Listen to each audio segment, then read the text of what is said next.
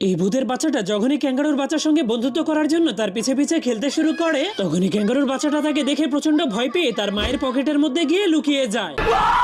এই জন্য সেই ক্যাঙ্গারুর মাও সেই ভূতের বাচ্চাটাকে দেখে অনেক ভয় পেয়ে সেখান থেকে পালিয়ে যায়। এই জন্য সেই ভূতের বাচ্চাটার সঙ্গে কেউ বন্ধুত্ব না করার কারণে ভূতের বাচ্চাটা অনেক মন খারাপ করে আত্মহত্যা করার জন্য নিজের গলার সঙ্গে পাথর বেঁধে নদীর মধ্যে ঝাঁপ দিয়ে দেয়। কিন্তু সে ভূত হওয়ার কারণে পানির নিচে গিয়েও মরতে পারছিল না। তখনই পানির নিচে একটা মেয়ে মাছ লিপস্টিক লাগিয়ে সেই ভূতের বাচ্চাটাকে পটানোর জন্য চলে আসে। वाओ क्या लड़का है। তখন সেই ভূতের বাচ্চাটারও সেই মাছটাকে পছন্দ হয়ে গেলে তারা দুজন মিলে মাছেদের মেলাতে ঘোরার জন্য চলে যায়। তখন তার অনেক বড় একটা তিমি মাছের পিঠে চড়ে সেটাকে ট্রেনের মতো ব্যবহার করে যেতে শুরু করে দেয়। তখন সেই মেলাতে হাজার হাজার মাছেদের বাচ্চারাও ঘুরতে এসেছিল।